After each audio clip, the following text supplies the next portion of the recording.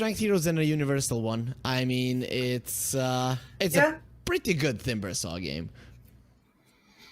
It is, and I mean, I said it all the way at the start of the draft. This is Maureen. He can always hit you with the Timbersaw at the end. Yeah, only problem I have with Nemiga is a little bit lacking in the stun department, and Team Tickles are very, very mobile. But this is where the burst damage from the Timbersaw comes in. Sometimes you surprise your enemies so much that they just blow up, and I think that is going to be something that Team Tickles have to be wary of. Yeah, and one of the other things is that a Timbersaw can, of course, chase out enough to be like, oh, you just kited me because I don't have a stun? Well, okay, I will just run after you. That's fine. I go faster. If only Team Tickles had some damage for the Chrono, I'd like a Void, but it's gonna be a Luna. Okay, so that's a mixture of magical and physical damage that you wanted to see. Definitely. Yeah, and I was even looking at her. I was looking at her like Luna. I was like, nah, nobody plays Luna. Come on, but she has the tempo as well, right? Because these are three. Tidehunter's not necessarily a slow core, but he does take a while to properly gear up. And as long as you make sure that you have his ult on cooldown, you can do whatever you want with that Luna and the Beastmaster. So they certainly have the tools to apply early pressure to Nemiga. I mean, there's a lot of reasons to pick this Luna, really. First, you aren't going to be on the back foot during nighttime. You have your night vision hero. You have a night vision hero of your own. You are very good at canceling out the Tidehunter's Meteor Hammer from afar as you have the Lucent Beam. You're a mixture of physical and magical damage, which deals pretty good versus the Pugna and the Timbersaw alike.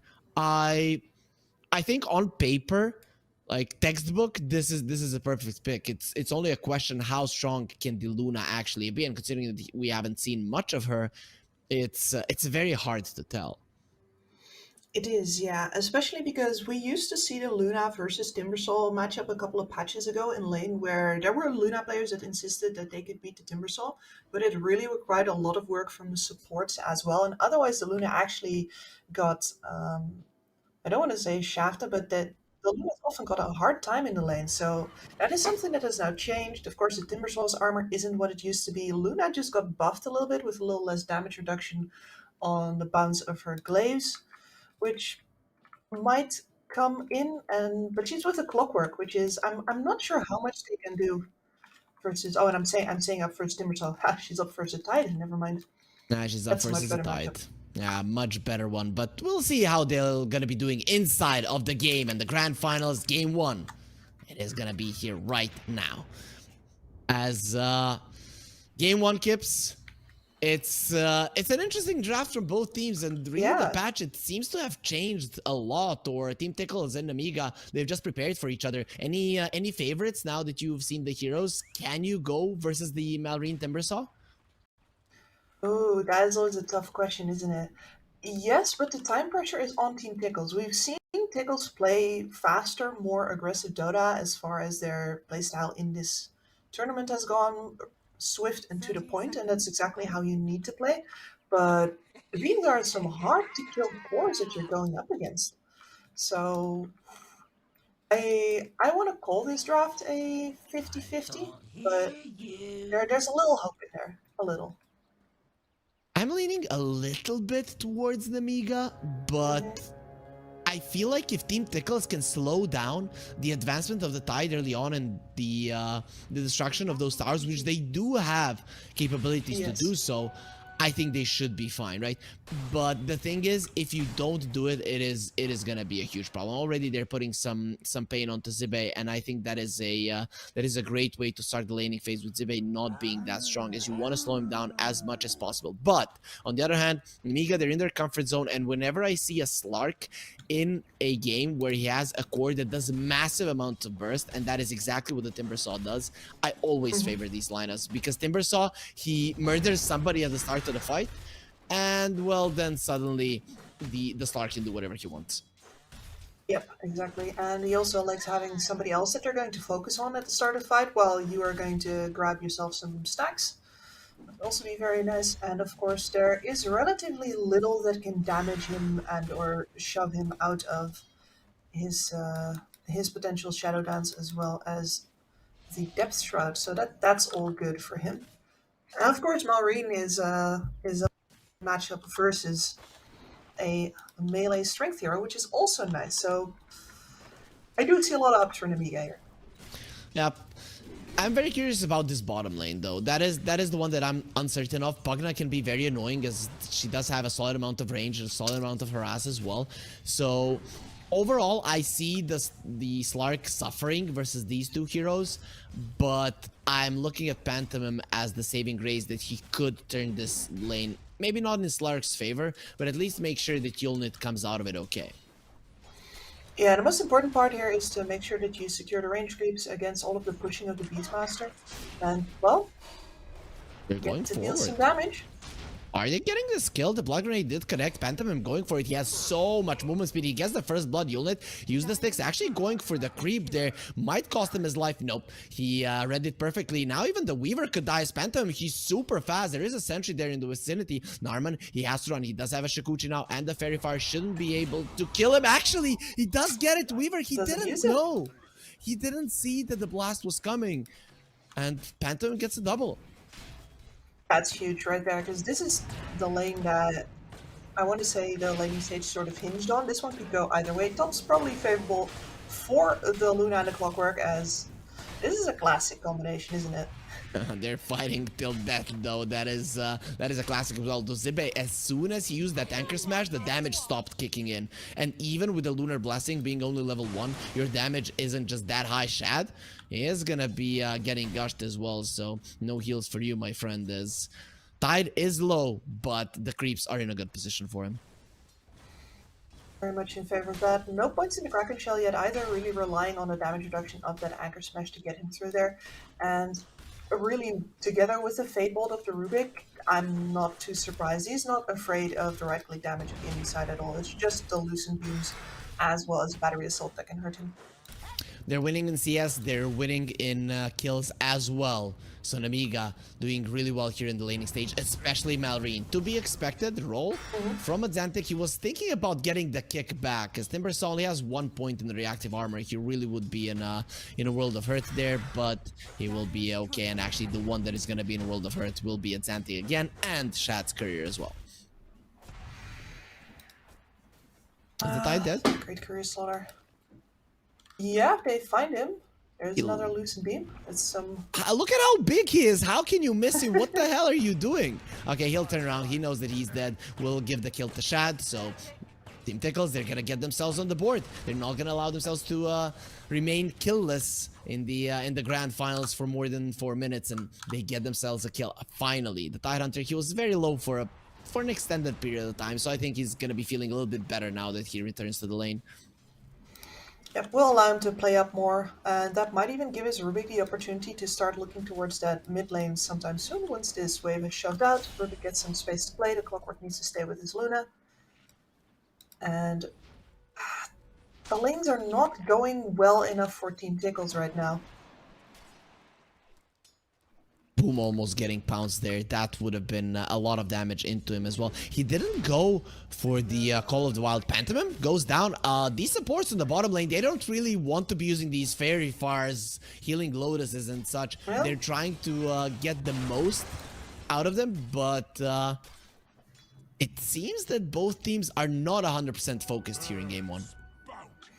yeah, either that or, you know, if your mana pool's empty, what's the point of living anyway for both of these? Just go to Fountain, get a new one.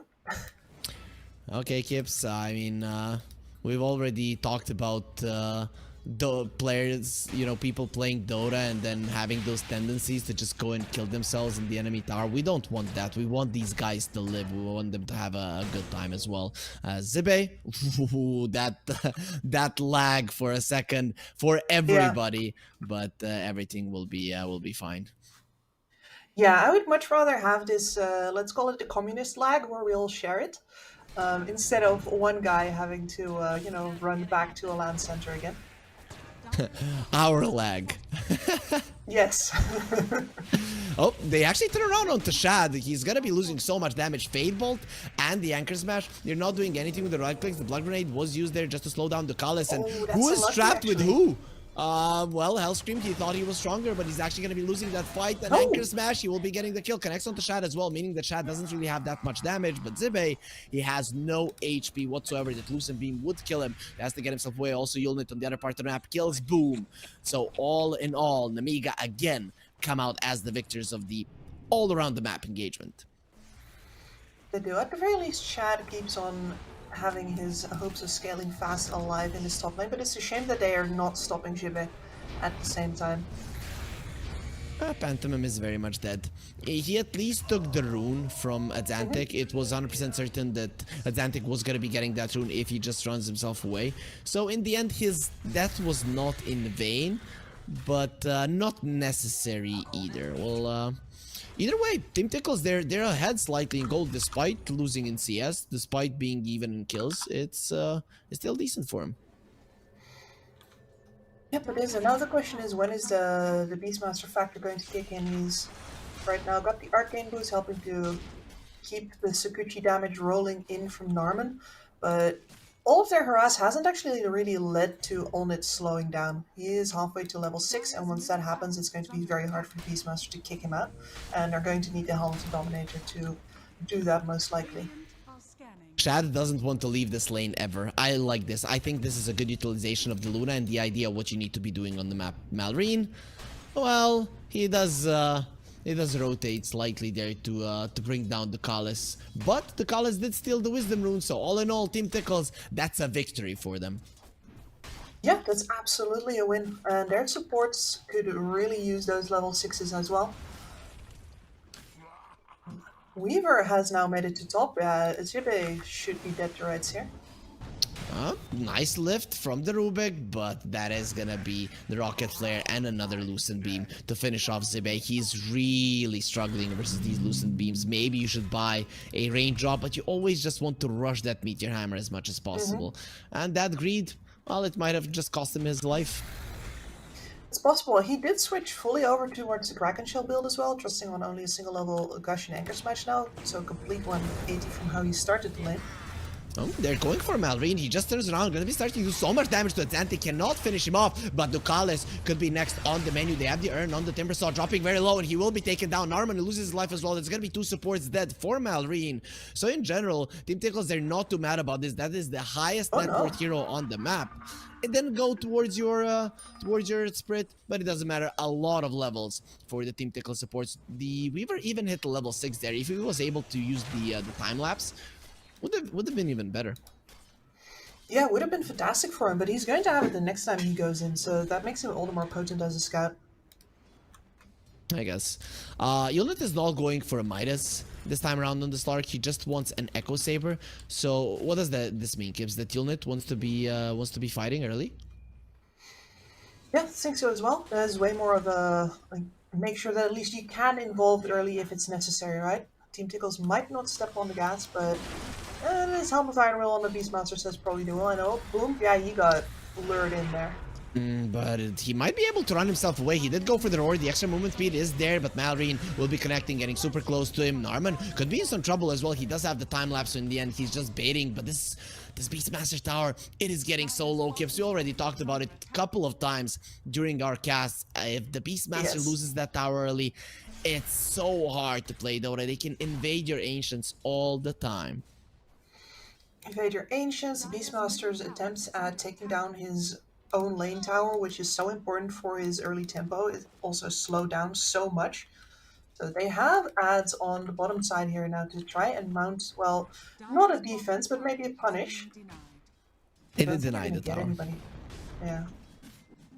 Luna has a Mask of Madness and is working towards the Dragonlance, so it's gonna be a full farming mode now for the Luna, but he's still staying in the vicinity as to be sure that the Tidehunter isn't pushing that tower down. I really like this for Tickles. They weren't able to protect the bottom tier one, but if the top one stays alive for a long period of time, it will definitely hurt the ability of Nemiga to control the map, especially during the second nighttime. That is when the Slark wants to be putting the foot on the gas. Completely agreed. And you want to have the Luna capable of some sort of contribution at that point in the game as well.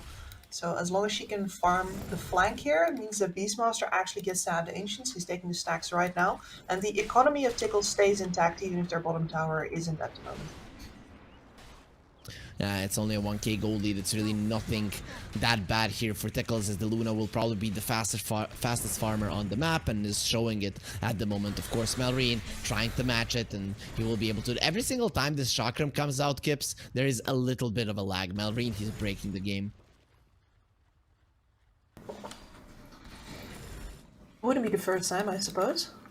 Yeah. We, at the very least, it's not crashing it. Yep. Hopefully he doesn't do it, as we know what happens. People cannot unpause the game. Some meteor hammers are dropping towards the top lane, so the tower is taking some damage, and well, Malrine will be rotating as well. They really want to open up this map. And he is flanking the Luna, staying a little bit further behind, luckily, and the Clockwork is still in the right position to intercept any attempts at killing her. Can they But kill that is her? giving up the top tower.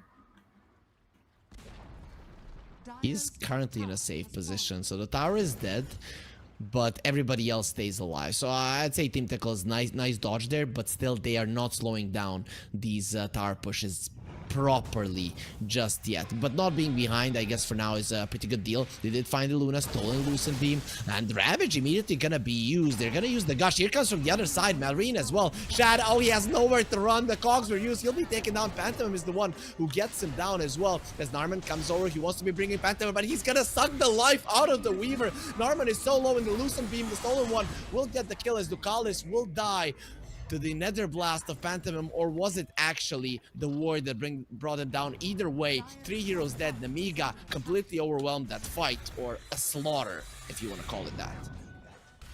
Yeah, this is a classic illustration of why I normally say don't try to reinforce a lane where the enemy is going, and instead try to get the trade out, because you did have a Beastmaster with the Helm's Dominator finished on that bottom side trying to push the Slark out, and that could be something that helps you gain space later on, whereas if you move your supports here, well, maybe you get a kill or two, but you're never winning this fight. The second that fight started and there was no Earth Spirit in the vicinity, it was 100% certain you're losing it. He is your main teamfight hero at the moment. You didn't have him, and your Luna was super low to begin with, also without the Eclipse. Well, we have Adzantick, all 9 stones, Blade Mill at the ready, going down to make his attempt. He does slow down Ulnit, who jumps himself away. Are they gonna be going for this chase? The answer seems to be yes. Ulnit, he still has his ulti to work with, but he does look like he's gonna die here, Kips. In a couple of seconds, he will be able to get himself away. He goes for the pick pole. His movement speed is very high, but because of that pick pole, he didn't have the Dark Pact, so the Roar will be keeping him in place long enough. Very nice chase around, and I like that Team Tickles understood that they could go for the Slark, even though he's pretty elusive. Yep, that was the assignment, and they fulfilled it. And it is very hard to bring TP support in here when the Earth Spirit hasn't used his Magnetize yet. For all you know, you're just going to TP in, he pops the ult, and you fed more kills, much like what happened on top, actually. So that is a big win for Tickles. Not just the Ulnit kill, but also finally getting the space on the bottom side. A lot slower bounces of the creep wave between these two towers now, a lot more space for Boom to do his ding-dong ditching on the bottom tower, if you will. I mean, getting the Slark out of the lane, putting Ulnit in a position where he does feel killable. So even if you're not there in the bottom lane, he's gonna be thinking twice about staying on that lane. And Is he? no, he's playing with his life. The Weaver solo cannot really kill him. No, he cannot, but he definitely wanted to see if anybody else was going to come out of the bushes right there. And interestingly enough, also going in for the Diffusal Blade now before the Aghanim Scepter, so definitely once again kitting up, like we've seen Slarks do earlier in this tournament, to contribute instead of to go for the Aghanim Scepter. This is the power of the Timbersaw coming into play, right? He knows that his Timbersaw is going to be so powerful, being able to bring people down. So if he can offer with that chase, he's going to be getting quite a lot of farm, as poor Dukalis will be taken down. Malrine, who now has the Octarine core, is just running forward. He does miss on the Timber Chain. No trees there to latch onto. And the rest of Tickles, they bail. Even though they have access to the magnetize still, if they wanted to grab themselves a teamfight opportunity, that is, I feel like we haven't seen enough out of this Earth Spirit right now. Yeah, Adzantick is very quiet. The roll from the Rubik, the lift while going for the roll. He tries to get himself away, but will be blocked in. Trying to protect with the blade mail. Nobody really cares. Hellscream, well, he does go for the one right click there, and he's having a lot of fun. Hellscream, we can see it on his face. He is laughing while using the enemy spell to kill that exact same hero. Yeah. Hellscream looks like such a typical +4 player. He's just chaos. Like, I have no responsibilities. All I need to do is style on people, and I will get applause. And he's he is right. I mean, he deserved an applause for those plays. Really did do an awesome job. Yep. That's one good thing when you steal the rolling boulder. You can actually use spells while going for it. And well, sorry, Hellscream, but you're not getting out of this one alive. He steals the Shikuchi, goes for it, but will be dying in the process of trying to run away. As Pantomem uses the dust, and NARMAN, and Mallory, he missed him there. So now even if he connects with a couple of spells, there will be a time lapse. Decides not for it. Ulnit coming forward, doesn't have the ulti, caught in the cogs, and here comes Mallory to finish off Shad. He'll be doing it with the Whirling Death. They have the Spirit Vessel, so Mallory has to be kind of careful, but he also does a lot of damage coming in with the Air Spirit, threatening with the Ravage. Xibbe here, level 2 Ravage at the ready. Team Tickles, they have to be very careful about how they approach this big sea beast. Yeah, I was actually surprised that they didn't bail out of that positioning as soon as the Tide Hunter showed up, because they have already spent the Magnetize. Finally, very good return on that, getting the kill on the Slark. But after that's over, I don't see any way that you're killing either the Tide or the Timbersaw with the limited amount of damage that you have at your disposal. Tide definitely not. The second that the Luna dies, I think the Tide doesn't die at all. That's the only Well, hero they're gonna make their attempt. What the hell is Malrine doing? That's way too deep. Well, he thought he couldn't die, but that's Helm of the Overlord. Now they want to force out the Tide Ravage. They might not think they can kill this hero, but they want the Ravage to come out. He has the Shard, however, the dead in the water there for the Earth Spirit, so he cannot continue with the rolls. Pantomem, he's pretty speedy, but he has been slowed down. Nice Tumbler Story to dodge the roll, but it doesn't matter. He'll get kicked back, and Pantomem will be taken down. Adzantick, very nice usage of the spells.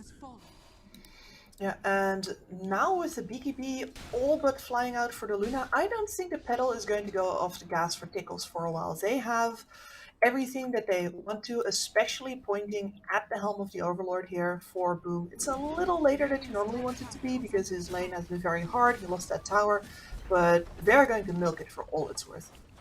And they're going for the last tier 1. No more tier 1s on the map here in game 1, 14-12. The goal lead non-existent, but Team Tickles, they have the momentum, and straight in the pit with it they go. As Nemiga, they do have the Ravage, so they might actually decide to defend this, but it doesn't look like they're aware. Scanner was used, and now they know. Yep, certainly their positioning should give it away as well, because you're knocking on the offlane tier 2 tower. That's usually a sign for, hey, are you home or are you doing Roche? And nobody answers, they're doing Roche. Yep. Overall, that's a Luna with a BKB, with an Aegis as well. Killing her, gonna be very tough now. Wants to go for the shards, so those Moonglaves that are gonna be around her are gonna be doing quite a lot. So reducing the damage she takes by 25%, that's so huge. When you look at Malrine, who already died once, he doesn't want to die again, but he's not gonna have a choice. They have the roar, you're not gonna move. The Crapify has been used, but that just means even more damage, and it is only magical they're doing. Pantomem, he showed his position. He might be one of the fastest heroes in the game. Okay, that's a broken ankle on Adzantick, but Dukalis, well, he is not gonna be falling for it whatsoever. NARMAN is the one who gets the kill, and is now on a killing spree. Malrine making a couple of mistakes, and now the Luna will finally be able to overtake him in net worth. This template switch from Tickles is very impressive. This was exactly the window that they had to hit their lanes. They couldn't snowball out of those, so they held their cards quite close to their chest for a while. And I was honestly thinking that we're playing it too passive, but they're making this switch so fluidly that I have no complaints. This is exactly what they need to be doing at this point in the game. And Nemiga has to show up with all 5 and the Ravage if they want to fight this, and they just haven't been doing that. Oh, I don't think you'll fight us now. The problem is that your Timbersaw, who was the strongest hero on the map, is not that strong any longer. So Malrine, his item progression has slowed down, and he's not capable of surviving for longer periods of time. Oh, pantomem. Be caught. The roll will not connect again. He's breaking some ankles, but it doesn't matter as his legs will be broken by NARMAN in the end. He's the one who gets the kill, and Adzantick with his heart, he doesn't fear anything.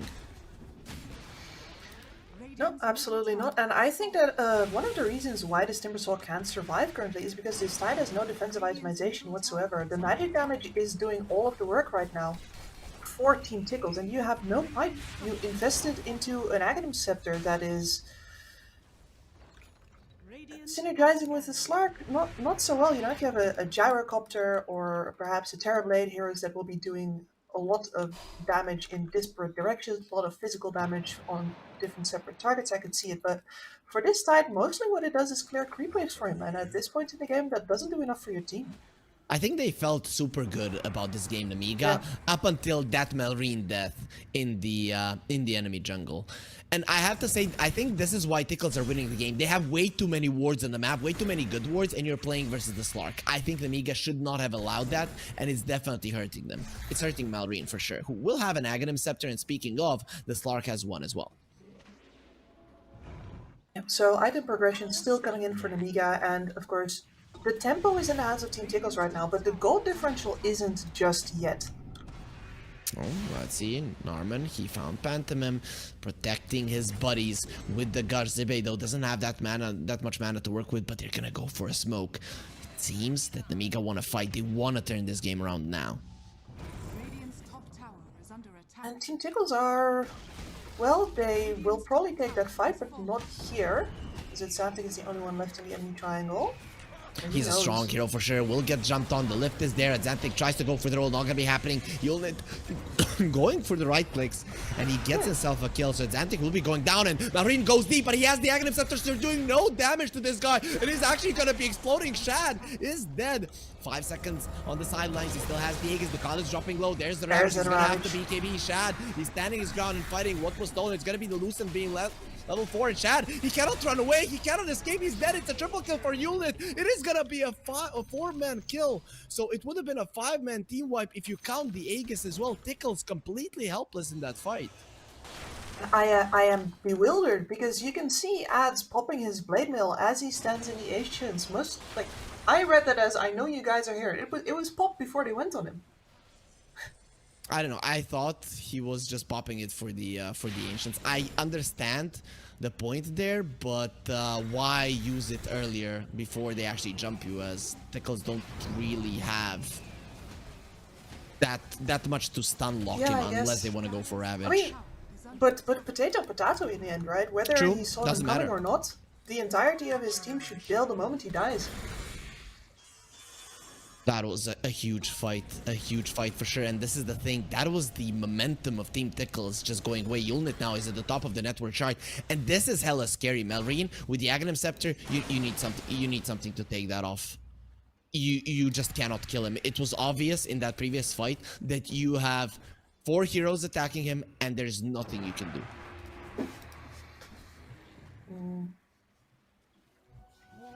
And this is definitely more of a, well, literally tickle them to death kind of team instead of like any big single hit. So he is always going to have a lot of those armor stacks up. Ooh. That's a wild ride. Yep, for sure. But in terms of win probability, Team Tickles are still favored, as it is the timing for their lineup to shine still.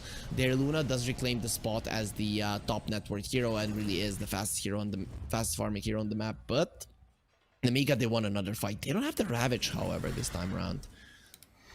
No, and I should beware Going for the tide, the Adzantick, he goes for the magnetize, but Xibbe, well, he's a tide hunter, doesn't care much about it. He's caught in the cogs. The force staff will take him out, and Malrine going in, doing so much damage. Ulnit, he doesn't have the ulti any longer on the Slark. He already used both of his ultis, but Malrine finally, he doesn't have the Aghanim Scepter any longer. Two supports have died, but nice chase down. NARMAN does find the tide hunter in the back there with the Shikuchi. Hellscream will be taken out as well. Malrine now, he has to be getting away as well. Ulnit without the ulti, without the depth shot, he cannot help his buddy, and that is this time around going to be 4 heroes of Nemiga that rather than the 4 heroes of Team Tickles. And those cogs there, that was borderline game rooting for both of those teams, but ultimately the fact that you get to keep the Slark out of the fight for so long is huge. I don't know why the force staff didn't come out on the tide earlier. I mean, Hellscream did have it, and he decided not to go for it. Look, he's waiting, and only now. 2 pushbacks on Malrine as well. Yep. Huge. And now they're storming up to the barracks. Yeah, immediately going for it. They understand that they're super strong, but the Slark, he's gonna have his ulti. Yeah, actually, he hasn't popped it just yet. Going in now, he's gonna be going for it. Ulnit, he's going for Shad, getting a lot of stacks in. That also has to be careful. The gush will be used onto multiple heroes, and they do deal with the anchor there from Xibbe. The dead in the water will be removed, and the Luna will be able to run herself away. Team Tickles, they get the tier 3, and they get themselves out. Yeah, and as much as I was hating on the Aghanim Scepter earlier, there is one thing that the Ags is very good at, which is holding that high ground with the Tide Hunter. You're always going to hit basically the entire team. Oh, they did use the scan. They know exactly where their opponents are. Ulnit, he knows that he's not being spotted. He will be finding the Weaver. The time lapse is available. NARMAN, she shouldn't be dying here. Will be slowed down. Nice pull back. The shard of the Earth Spirit is available, and NARMAN, well, with that, his mobility around the map will be way too high for Nemiga to do anything about it. And I don't think Team Tickles have any reason to slow down here. They're grabbing the BKB over on Adzantick right now, which is absolutely huge. Really a dent in Malrine's ability to break him down, as well as not getting interrupted by the Ravage. And then next to that, the Luna is this close to finishing off a Silver Edge, which if you get that hit out onto Malrine early enough, he keeps all of his stacks that he already got, right? So he needs to not have a lot of reactive armor stacks already up, but if you hit him early on enough, he just doesn't get any. They have that Ravage, and they really want to use it. Blink Ravage is available, but Team Tickles also, all of them in a very good position. Very nice ward though from Nemiga as well. They roughly know where their opponents are, but now they're all under vision coming in with the Ravage. They want to kill him, but nice pullback. There will be a jump onto the Earth Spirit as well. He has the Blade Mail protecting him. Ulnit now going for Shad. They cannot kill anybody, at least not for now. The reactive armor was used. Dukalis dropping low. Depth shot protecting them, but the Tide Hunter will die in the end. It is a core for a support, and the AoE damage is going to be huge. Rolling onto the Slark. Ulnit has been caught, but it is very hard to kill this hero. Will get to kick back with the Dark Pact. Removes the Magnetize, gets himself away. Is healing back up. Doesn't have the ulti. Doesn't have the shard either. With the buyback of the tide, it's time to run away, and Adzantick, he will do just that. All of the BKBs are down. Team Tickles have to call that one a pretty big win, honestly. If you kill Xibbe now at any point during the next 7 minutes, you get yourself an opportunity to straight up win the game. He was so integral in holding the island. I'm not sure, but you could... Are they going to put the Aegis on the tide? Surely not. No, that is true. They're probably going to be putting it onto Ulnit, and then he's going to be jumping in and not really caring about using his ulti. The Rocket Flare was used, so Team Tickles, they know about this. The question is, do they have the guts to fight it without their BKBs? They have the positioning. Yep, they definitely do. And they have the hook shot. They have the heroes to do it. Malrine is low. Hook shot onto the Slark. He'll get force-staffed out. There's the gush to keep them away. Malrine, he needs to go to base. He did go to base. They're gonna be having to wait for him here. Ulnit, he needs to do that. They have the lifting, but what does this mean, Kips? That the BKBs will be back up. Yeah, any second now. 3, 2, 1. Luna's got it. Maybe's Luna's is down to 6 seconds, 7 seconds for the Beastmaster, 8 for the Earth Spirit. Shad going for it. The Gush, we'll see what's happening. Ulnit goes in and he smashes it. Shad, he gets the cheese at least. Ulnit now going forward. He definitely feels super strong, but you don't want to be losing that Aegis already. He does have the depth shot, will be healing quite a lot. Malrine is in as well. Dror was used, but the Lotus Orb did return it. The Stark loses his first life. Adzantick still alive. Going to the side there, Luna did lose her life, and this is a problem now, which means that you're gonna get slaughtered. You don't have that constant output of damage, so it's gonna be easy to run down every single one of these heroes when you don't have the fear of death. Beautiful fight for Nemiga and Ulnit. We were talking about him, his matchup versus Shad, and he's gonna be taking this game back with a beautiful jump into the pit. That was phenomenal, and you're doing that versus a Clockwork. We were all looking at these countdown timers on the PKBs, but what we should have been looking at was the fact that the hookshot was down, and this Clockwork couldn't secure the final Roshan kill, even though they have all of the vision in the world. Normally, this is where you hook in to secure it, right? Yep, this is when you do it, but yeah, he wasn't expecting this is why you do it. He wasn't expecting. He might have been. It was just down because they used it earlier. Yep. Maybe he should have used the cogs. That would have been a good thing as well. But that's Captain Hindsight. Look at how fast Shad dies. They're literally killing him 3 times here, right? The healing Lotus, the cheese, and he still dies. Ravage will be used now in real time. We're gonna be seeing a huge fight in the mid lane. Malrine's not there. Used to run away. Without Malrine, you cannot finish people off. The tower doesn't fall. It is just a Ravage to save the Tidehunter's life. Yeah, which is very important right now. He still has about 4.5 minutes left where he really shouldn't die, especially because there's no Aegis on the board right now. They did take that stolen Aegis off of Ulnit in the previous fight, and it means that a kill on the Tide is still a possible game winner. Malrine did go in, started doing damage to the Luna. The Luna will be okay for now. Has the Silver Edge.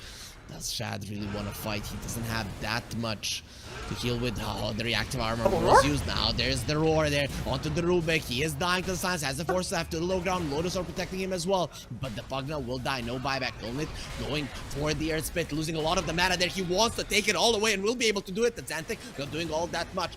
The Eclipse is trying to make something happen, but it will not help. The Slark will still slaughter his mid laner, and the Weaver will die as well, as Ulnit is going for more. Luckily for the Luna, it's not nighttime, so the Slark doesn't see all that well Malrine going to the enemy base, and he won't be finding any extra kills. And that was absolutely wild to me. I swore that the Roar had gone off on Malrine. Did he just get hit by the Hawk at exactly the same time? I don't know how I heard the double roar. I think the Rubik had the roar. That is the thing. Right? You might be right that it was the Rubik then. The Rubik started off with the roar, and then we saw the second one. Then from Boom. Yep. Shad. He pushes out the top wave. This is something that Nemiga are always gonna have to keep in mind, and that is the top lane. If the Luna gets into your base and the glaive starts bouncing, it is gonna be a problem. So you always have to be ready to push out that wave as much as possible. And Luna now having the Hurricane Pike, that really does help Shad's positioning, and he also got level 20. So now with the Lucent Beam, he's gonna be doing even more damage. Really should not underestimate the damage output of that, especially now that you've gotten a little bit of that old power back with the buffs from yesterday. I'm really liking that Malrine is going for a Hex. Once he gets that, if he's level 25 as well, I don't know how you win versus that any longer. He just goes in and kills a hero. I don't see how anybody survives. Maybe if the Earth Spirit pulls them out, or if the Weaver saves them with the time lapse. Yeah. Those are the possibilities, but overall, if you are not ready with the saves, a hero just dies. Guaranteed. But the fact that that axe is already up on the Weaver does present a very important scenario for them. There is counterplay for Tickles. Let's see if NARMAN can do it. So now the Slark is not the only one that can heal himself up and heal his units. The Pugna can do it as well. But on the other side, of course, you do have the time lapse with the Aghanim Scepter. If the Luna is saved in the middle of the fight, that can change the outcome. Though we've already seen in that Roche fight that Luna died pretty much thrice. Yes. Shirley didn't get to say much about it either. I'm gonna go for the butterfly next. I was maybe thinking about the satanic because there's not that much to keep her stunned, but the possibility is, of course, that she doesn't actually get to hit anything with the Prognat decrep. So it's a depth shroud. I'd rather see the satanic first for that exact same reason, right? Because you can remove the decrep from yourself as well. That is big. Yeah. Also, removing this bloodthorn, that is huge too. I think when he sees the bloodthorn, butterfly he into changes the his bloodthorn mind. feels like a bait. He switched. Bye, Dukalis. He just bought his Boots of the Bearing, meaning that he doesn't have a buyback. Of course, it wasn't spotted by Nemiga, so they're not necessarily gonna know that that's the case. That's going to allow them to maneuver a lot better in the fights where everybody's going to be slowed up by the Tide Gush.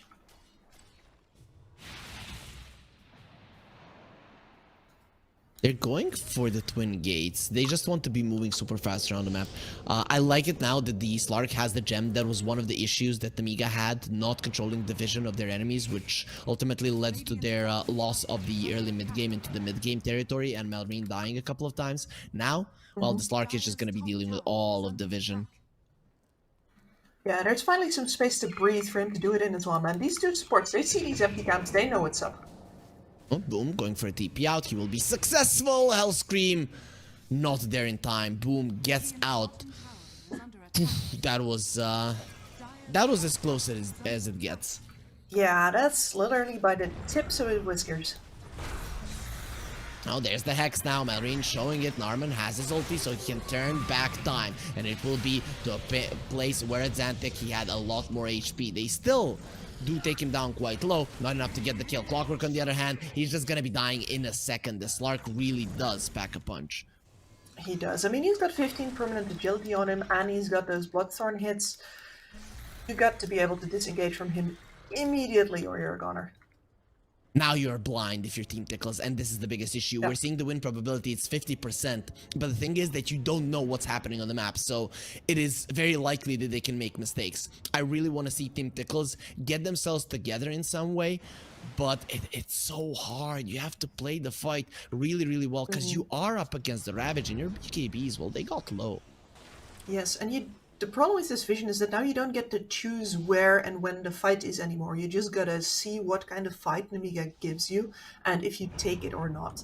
And at this point in the game, not taking it definitely means that you're going to be losing heroes anyway. So you don't get to make that choice all too often before you start to lose really big on the net worth department. So how do you prepare for that fight? How are you going to be positioning as a team, if you're Team Tickles, to maximize your potential to win a fight? And you have the rocket flare still. That is your one saved grace, and you gotta be checking every single high ground before you walk up. Ulnit, he just stands there. He doesn't care. Has his ulti. Will be jumping out for the time being. He did break the smoke. The gush thrown out. Team Tickles, they have to run. This is very, very dangerous now, but they've just placed a ward. That was the one ward that they have, and they're not gonna be having it any longer. You could either want to fight on that ward or give it up, and they have given it up in this chase out. Oh, they're going in. Nice harpoon there. The blink out doesn't really help, or the kick out. Boom. He'll have to be keeping Depth Shroud hiding inside of it. Ulnit is not going to be caught. He will have his ulti back fairly soon. Malrine protected by the reactive armor there. The Aghanim Scepter is definitely helping, and he does get the blink out, so he'll be safe. For now, nobody dies. It is just some pokes from each side. It's so hard for them to get the right positioning. Clockwork. Oh, he's in so much trouble. Goes for the jetpack and will be able to survive. Force Stab definitely coming in handy. Now the BKB from the Earth Spirit, but he doesn't have the vision. Pantomem keeps himself safe. Glimmer Cape coming really in handy. Timbersaw almost level 25 kips. This is when things become very, very scary. Yeah, indeed. And the Timbersaw level 25 is only part of it. I mean, I'm kind of, he's going to take the second chakram, and that's his good right, but with the stutters that we've had, I just hope that it doesn't crash the game. Yeah, I'm getting confused So every single time with the stutters. Yeah, for sure. Game, can you take it, Dota2? Can you take Malrine's greatness? We'll be finding out in the next couple of minutes, as he does have the level 25. And he is separated from his team currently with a work. I mean, he just went in. He wants this kill. Goes in. He got fast up though by the clockwork when he got pulled back as well. But the saves from Team Tickles on point so far. Yeah, but on the other hand, that did mean that they took a step back from a kill that, or they couldn't know that they could get that one. Is a problem. If you know nothing and you step forward into level 25 Malrine right there, and he's the one who goes in on you, you're gonna believe that the rest of his team is behind him. Double Ravage is available. The refresher is there. Malrine, he has a shield rune. No, you don't fight him now because he cannot die. No. Literally, Malrine is unkillable. Adzantick, the time lapse will be used on him, so you get his HP back as the BKB will be surviving. Ulnit, he just doesn't care. The Eclipse will be used, doing so much damage, but Ulnit, he has the ulti and he doesn't care. The Tidehunter is coming forward. You have to run away or the Double Ravage will kill you. And Malrine, he wants to bait even more. He did lose quite a lot of his mana. And there's the one Ravage, and there's another one as well. It is slaughter time right now, as finally Xibbe did come into the fight to finish it in favor of his team. Team Tickles, they lose 5 heroes, only one of which has buyback. And that could be at least one lane of racks, even more than that for Nemiga. Yeah, that looks like the beginning of the end to me, where Team Tickles have had to fish around for a good fight and just couldn't get anybody down fast enough to take advantage of the fact that the tide wasn't there. Killing the Slark is way too tough. It's just how the hero works. And him Yes. having a 9-second BKB 40 minutes into the game, it really is hard to go up against that. Also now 46 essence shift stacks, meaning that the push isn't really gonna be going that hard for Nemiga. No, that won't take long at all. And that's, I guess, one of the things that I'm also realizing now is that you have a really very good save with both his time lapse as well as the grip away from the Earth Spirit, right? But none of that actually, you know, gives you back the essence shift stacks that the Slark has already taken. Oh, Yeah, they fine, had it, save your Tickles. They had the game. Of course, the turning point, the Aegis being stolen, but overall, Yeah. Nemiga, they had a couple of mistakes in this game. Malrine, he probably feels like he put his team in a